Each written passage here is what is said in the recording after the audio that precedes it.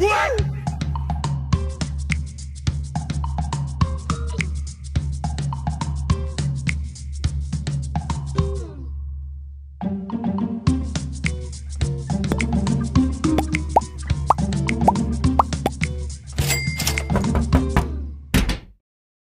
barang abang sampai.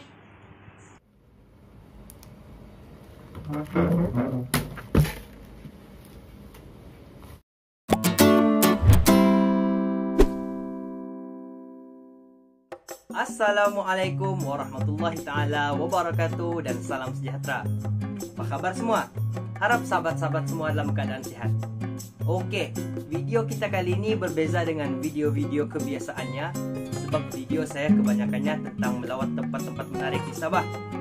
So, sebabkan keadaan Sabah sekarang tidak sesuai untuk kita jalan-jalan, hari ini kita buat video unboxing tentang senjata baru saya, DJI OM4, dan juga kita buat sedikit perbincangan tentang sama ada sesuai atau tidak peranti kelas pertengahan mid-range punya handphone untuk digunakan dengan DJI OM4. So, kita start dengan video unboxing. Sebenarnya lama sudah target membeli gimbal nih.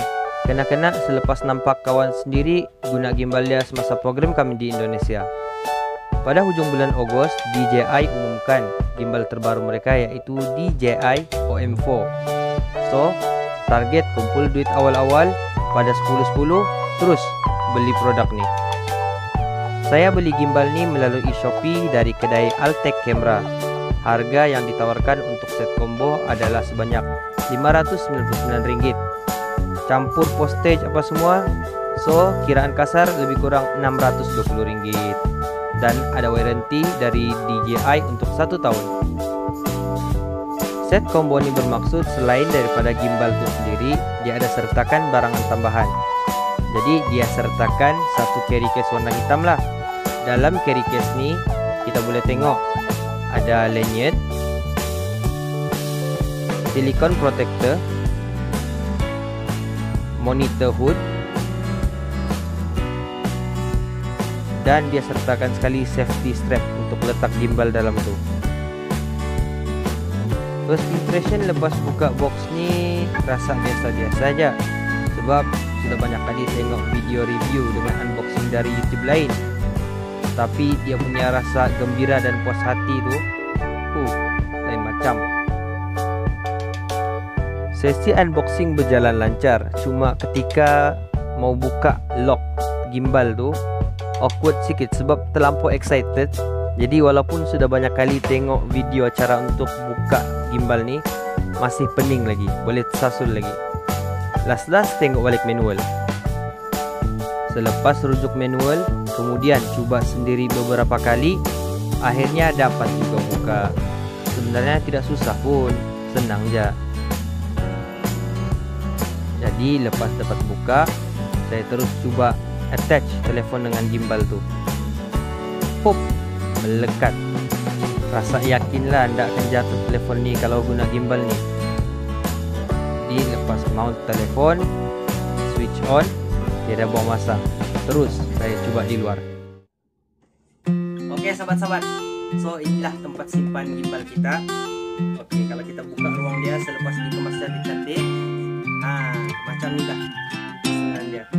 Oke, di sini kita simpan kita punya gimbal dengan dia punya penutup baldu ni lah, dengan dia punya stand sekali. Ada 2 strap hitam ni untuk letak supaya nampak lebih kemas dan tidak mudah jatuh. Kemudian dalam atasnya ada ruangan zip. Sinilah tempat kita simpan magnetic clip kita dan juga untuk pelindung telepon. So, lepas ni saya akan buat test dengan saya punya telepon. Kemudian kita akan bincangkan spesifikasi untuk DJI OM4 ni juga, dan spesifikasi telefon saya supaya kita tahu sesuai atau tidak telefon kelas pertengahan dengan DJI OM4. Yang menarik tentang DJI OM4 ni adalah magnetic clamp yang disediakan, yang memudahkan proses adjust, calibrate telefon ataupun cabut telefon daripada gimbal tu. Kalau kita tengok di laman web resmi DJI, kebanyakan telefon yang tersenarai sesuai untuk digunakan dengan DJI OM4 ni adalah telefon kelas atasan ataupun flagship. Telefon yang saya gunakan pula adalah Realme 5 Pro. Walaupun telefon ni tidak tersenarai dalam telefon yang sesuai untuk OM4, tapi saya berani beli gimbal ni sebab saya tahu syarat minima untuk gunakan gimbal ni adalah Bluetooth 5.0 dan Android 7.0.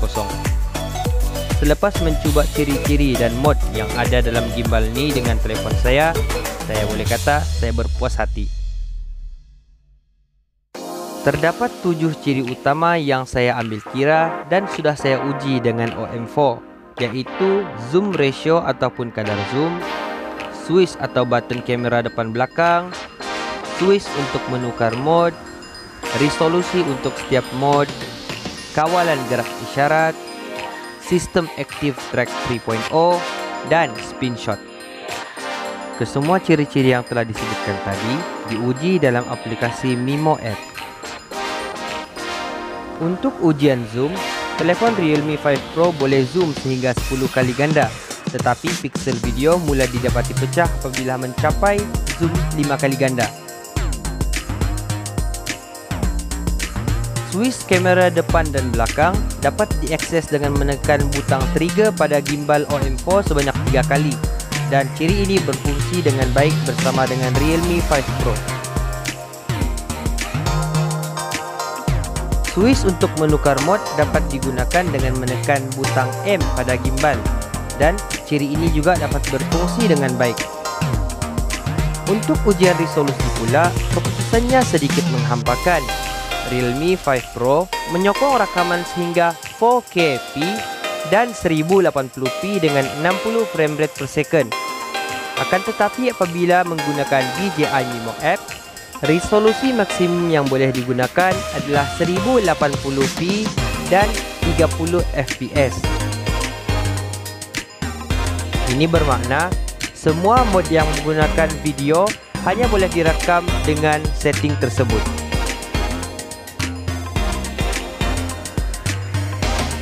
Penggunaan ciri-ciri khas lain seperti kamera bokeh, kamera HD tidak dapat digunakan dalam Realme 5 Pro.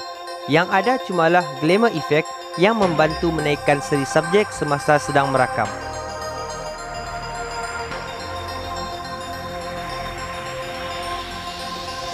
Gesture control ataupun kawalan gerak isyarat berfungsi dengan baik. Dengan ini, rakaman lebih mudah untuk dilakukan apabila seorang diri. Dalam rakaman ini, saya menggunakan gesture control dan Active Track 3.0 secara serentak. Sistem Active Track 3.0 berfungsi dengan baik dan dapat mengikuti subjek yang direkam dengan baik. Spin shot merupakan satu ciri yang membolehkan kita untuk menggerakkan telefon mengikut arah jam ataupun lawan jam semasa merekam video. Antara fungsi spin shot adalah untuk menghasilkan video seperti ini.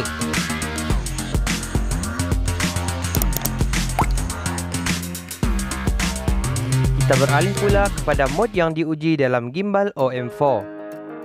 Antara mod yang boleh digunakan oleh Realme 5 Pro dalam gimbal OM4 adalah panorama, dynamic zoom, time lapse, motion lapse, hyperlapse dan story mode. Mod slow motion pula hanya tersedia untuk 3 jenama telefon, iaitu iPhone, Huawei dan Honor. DJI menyediakan 3 variasi mod panorama, iaitu panorama 240 darjah, panorama 3x3 dan panorama clone me. Panorama 240 darjah merupakan mod yang menggabungkan 7 gambar berasingan menjadi satu gambar panorama. Panorama 3x3 merupakan variasi panorama yang mencantumkan 9 gambar berbeza menjadi satu gambar.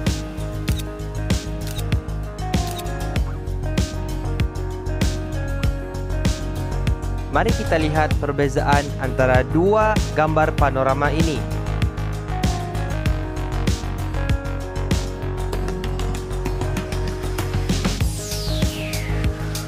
Variasi terakhir bagi mod panorama ialah panorama Clone Me, di mana hanya 3 gambar dicantumkan menjadi satu gambar. Di sini Anda boleh mengambil gambar panorama biasa, ataupun Anda boleh menjadi sedikit kreatif. Selepas diuji, ketiga-tiga mod variasi panorama ini dapat digunakan dengan baik dalam Realme 5 Pro. Dynamic Zoom atau Dynazoom merupakan mod yang membolehkan kita untuk mengekalkan subjek yang dirakam dalam frame dan menghasilkan efek zoom pada persekitaran subjek. Mod ini boleh menghasilkan video dengan efek yang menarik. Namun disebabkan oleh keterbatasan dalam sistem zoom Realme 5 Pro, maka video yang dihasilkan dengan menggunakan mod ini kurang memuaskan.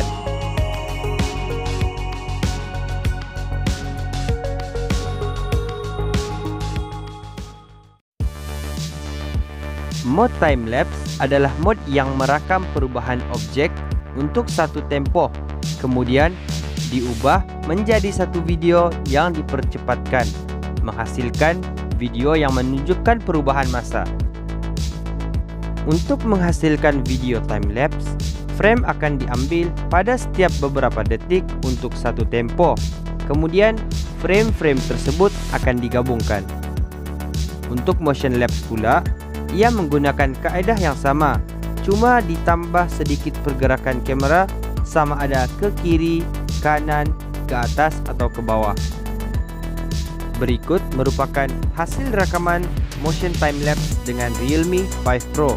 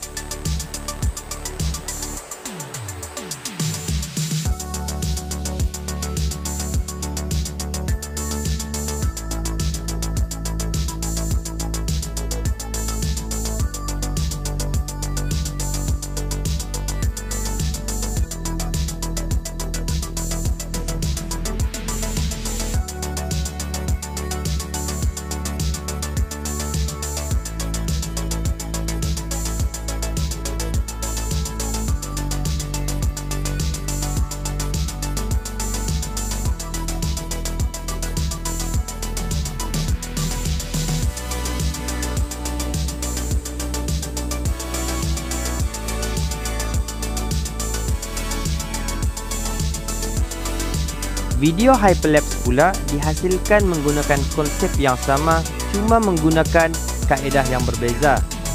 Kali ini, si perakam akan bergerak ke arah subjek, menghasilkan satu timelapse yang menunjukkan pergerakan ke arah subjek.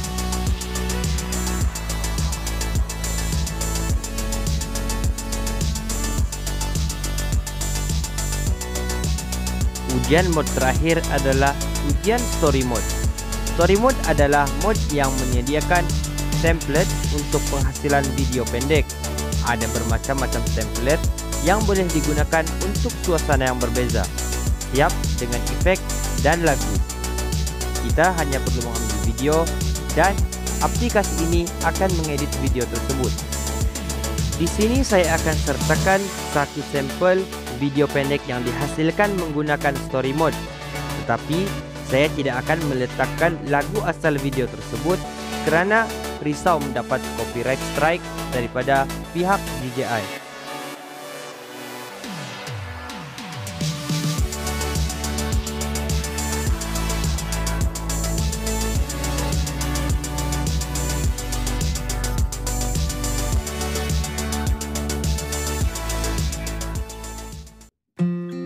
Baik, sebelum kita masuk ke bahagian conclusion atau kesimpulan untuk video ni, minta tolong like, subscribe dan share video ni terutamanya kepada kawan-kawan kamu yang dilema mau beli gimbal kah tidak, mau beli kah tidak.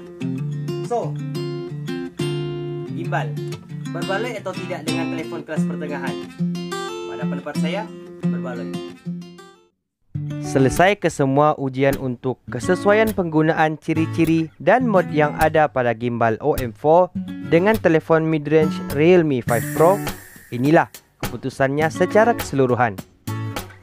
Untuk ujian kesesuaian ciri-ciri OM4, Realme 5 Pro telah lulus untuk kesemua ciri-ciri kecuali ciri zoom, di mana sistem zoom Realme 5 Pro tidak sesuai untuk digunakan dalam mod rakaman.